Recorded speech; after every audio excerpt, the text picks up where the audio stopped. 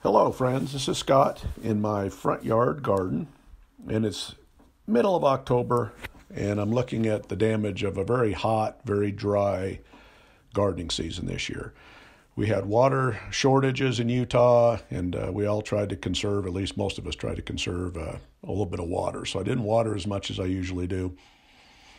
And the only grass I have in my yard is the front yard. I do the back deed and garden method in the back, so there's just wood chips. But the front yard still has grass, and as you can see, there are certain areas, the parking strip particularly, that really suffers in the summer. The sprinklers don't hit it that great anyway, but when it's as hot, as many 100-plus degree days we had this year, really just beat the crap out of this yard.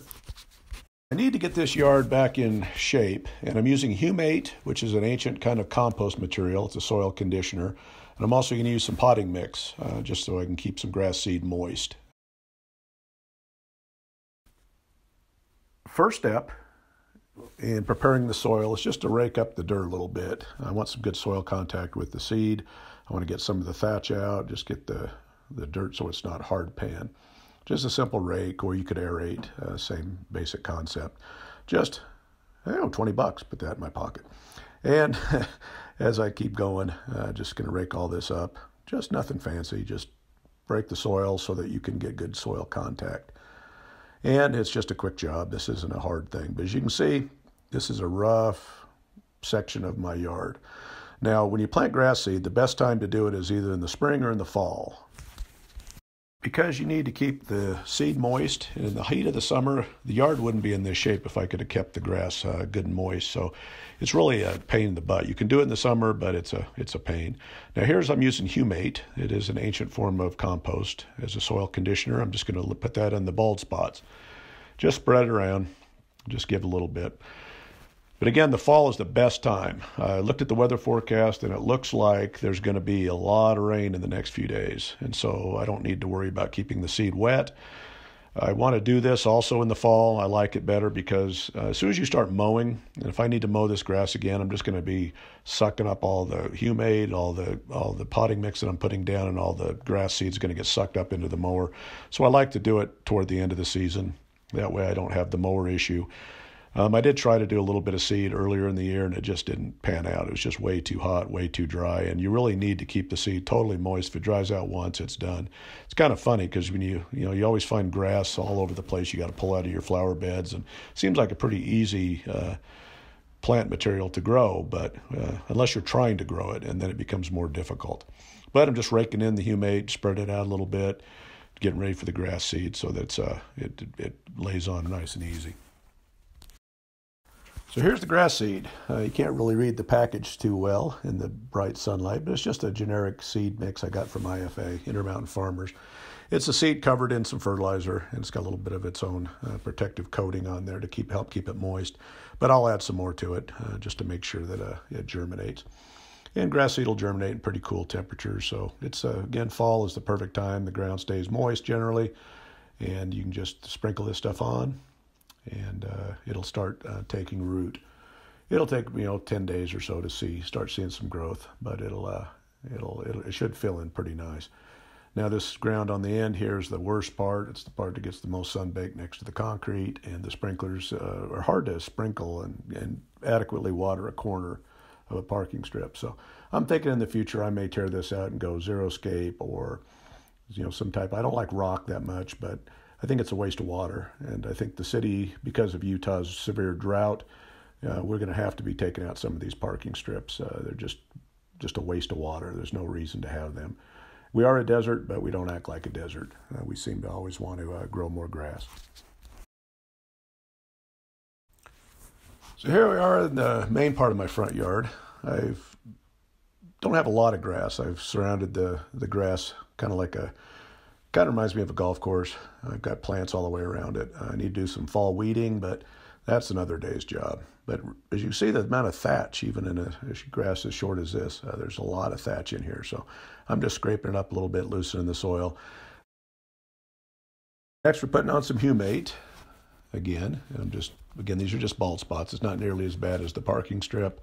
I had a little bit of a fungus issue. I know Sandy, Utah has some of this fairy ring fungus, and I'm not sure if it's just the fungus or if it's just the sun beating down on this area, or that maybe it was not aerated well enough or thatched well enough. So I'm just finishing up the Humate bag. I just use one bag for both the parking strip as well as this little section. It's not a big problem, but just going to let this just overseed, let it thicken up.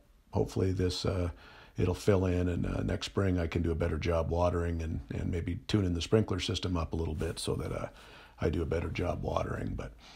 But again, just to make it thicken up a little bit, and I do use a little bit of grass in my compost system. The chickens like a little bit of grass to eat, the clippings, and I need some for my compost. I need some nitrogen, so I want to keep a little bit of grass just so that I have an access to some nitrogen when I need it. I don't use the grass for the chickens if I use any chemical fertilizers, so if I do on the grass, which I do sometimes use fertilizer, I'll wait a couple mowings before I give it to the chickens. Here I'm just using general potting mix. It's a nice fluffy material. It'll absorb water and it won't smother any of the grass seed. So I'm just using a little of this, one bag I have left. I'm just going to spread it around. It's always good because even though it's fall, with weather permitting, the rain will take care of it, but if not, then this will help with that. I'm hoping for a little bit of snow, if we can get a little snow on the ground. I'm not quite ready to pick all my vegetables yet, but I better get out there because we have a freeze here in the next couple days, and it's going to take everything out. This potting mix is just generic potting mix. There's no fertility in it. It's just the sole purpose is to cover the seed and keep the seed moist so that it'll germinate and sprout and adequately grow. Now here I'm adding it to the parking strip. As you can see, you get a better look at the grass seed. It's definitely covered in the green fertility mix that comes with the seed. And just spread it out. I'm a little messy. I need to sweep the sidewalks probably after this, but we'll see. When you have a good set of grass or a good lawn, it doesn't get the dirt on the parking strip as much, and I need to do a better job so that I don't have messy sidewalks. I did put the edging that you can see behind me in this year that helps keep the bark off the sidewalk. That was a good thing to do this year. Now the bag's light enough that I can actually pick it up comfortably, so I'm just going to carry it around rather than scoop it with my hands and finish off the bag and just cover the seed up. Nothing fancy, just enough that when it gets wet, it'll stay wet, and that's all grass needs. It's got everything else in the seed mix. And it's a good mix of different types of grasses, so that they're good for this area. I don't remember all the types, but it's the right mix for this area. I just bought it from a general store, which is Intermountain Farmers, IFA in Salt Lake City or in Utah, and they carry pretty much everything you need as well as any other nursery store does. Next, it's time for fertilization. I'm using the IFA fall and winter mixture concoction, 22-2-12, which is 22% nitrogen, 2% phosphates, and the last number is potash. Just using a standard little fertilizer spreader. It's got different settings. Keep it nice and clean, as you can see. Now, one thing that's important is when you get fertilizers, make sure you get non-staining iron in the fertilizer. Because if you get staining iron, I made this mistake once, and if you get it on your concrete and it gets wet, it just creates those orange rust streaks on your concrete. So always when you're picking up fertilizer, make sure that it's non-staining iron, because you don't want to have that mess on your concrete. It makes it just makes your yard look or your sidewalks look really crappy. But I'm just spreading it around, just using whatever setting. I'm just going to go over everything a couple times to make sure I hit everything good. But the scatter box here works really well. And again, I don't have much grass, as you can see. It is just enough to hopefully, for my compost and a little bit for my chickens once in a while. Getting ready for fall weeding. So I'll put this garden, I'll get it all cleaned up, and then I'll get some more bark and make sure I top everything off, get all the weeds out. And then with this fertility, the grass should be ready to go in the spring when it starts to warm up. Well, the biggest challenge for parking strips is that scatter boxes don't work. If you start spreading that spreader, you'll have stuff all over the street, all over the sidewalks. And again, I really stress, make sure the iron in the fertilizer is non-staining, because that'll just make a huge mess. But I'm just using my hands. I should be wearing gloves, but at my age, I've made it this far, and I've been doing this my whole life, so I'll just keep it up. I must have a tolerance to it. So far, so good. I guess I won't know until it's time to meet my maker, but just spread it around. I like to go up the sides and then do a strip down the middle, and then I'm done. So it's a real simple process, but it does get it on your hands. I do wash my hands quickly after I do this, but again, it's smarter to use gloves. I went looking for a pair today, and I didn't want to look very long, so I'm just going to go for it and just get her done. But it's just a good way to apply it. Nothing fancy. You can burn the grass if you put too much fertilizer on, and that may have been some of my problem with some of the bald spots this year with the lack of water. When I did fertilize, I may have burned it up a little bit. Now, the last step in the process is turning on your water and giving it a little bit of drink. Again, the forecast is showing a lot of rain, so I'm not going to water very much. I'm just going to wet the mixture in just so it gets a good start.